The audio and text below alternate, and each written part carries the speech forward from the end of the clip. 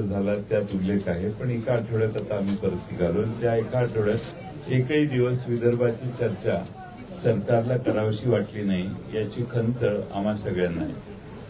अनेक मोठमोठ्या वल्गना आज झालेल्या आहेत आणि एवढी मोठी कामं महाराष्ट्रात जर होणार असतील आणि होत असतील तर बहुतेक सगळे प्रश्न संपले असतील असा त्याचा अर्थ सामान्य माणसं घेऊ शकतात. एवढ्या चांगला आपण भाषण मागायची सगळ्यांनी ऐकलं.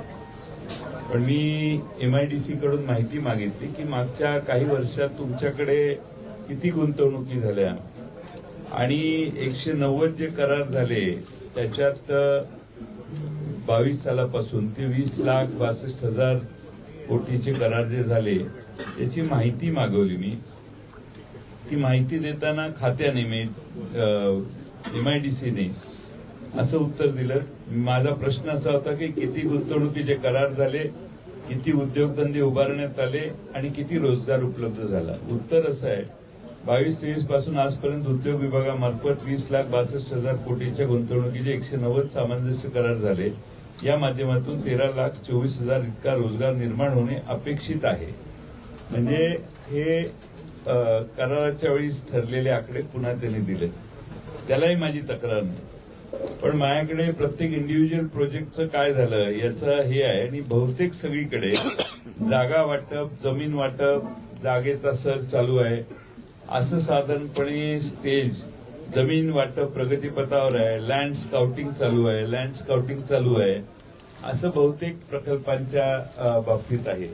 माझी त्याबद्दलही तक्रार नाही. आमचा प्रकल्प येणार, तुम्ही MOU केले ते यावेत यासाठी आमचा पाठ आहे की जे MOU होतात तेवढी इन्व्हेस्टमेंट प्रत्यक्षात उतरत नाही आणि त्यामुळं महाराष्ट्रातल्या बेरोजगार तरुणांचा प्रश्न हा आजही अनुत्तरित आहे. सगळ्यात महत्वाचं म्हणजे काही आरोप या मधल्या काळात आम्ही केले. कालही रात्री मी काही भाषण करून सांगितलं. त्यात जव्हार तालुक्यामध्ये जवळपास 111 कोटी रुपयाची बिलं ही खोटी बिलं देऊन काढायचा प्रयत्न स्टेट बँक ऑफ इंडियाच्या अधिकाऱ्याने थांबवला. त्याची चौकशी चालू आहे.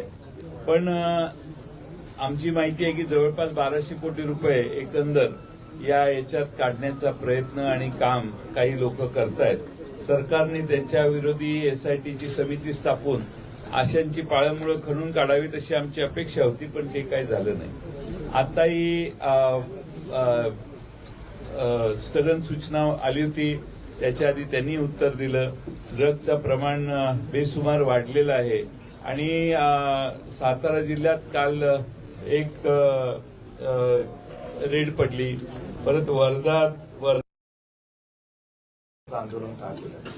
पहिल्या दिवशी आम्ही विदर्भातल्या असलेल्या शेतकऱ्यांच्या संदर्भातून आंदोलन केलं. नंतर सभागृहामध्ये आम्ही स्ट्रॅटेजी ठरवली की सभागृहामध्ये जाऊन आम्ही विरोधक म्हणून आक्रमकतेने मुद्दे मांडू. आम्ही तशा प्रकारची आक्रमकता दाखवली. विशेषतः विधान परिषदेमध्ये बरेच अधिकारी चुकीचं काम करत होते, त्यांना आम्ही बळकटीने त्यांच्यावर कारवाई करायला लावली. वेगवेगळ्या प्रकारचे आयुध घेऊन आम्ही सरकारला घेण्याचा प्रयत्न सुद्धा केला. परंतु निर्ढावलेलं सरकार आहे.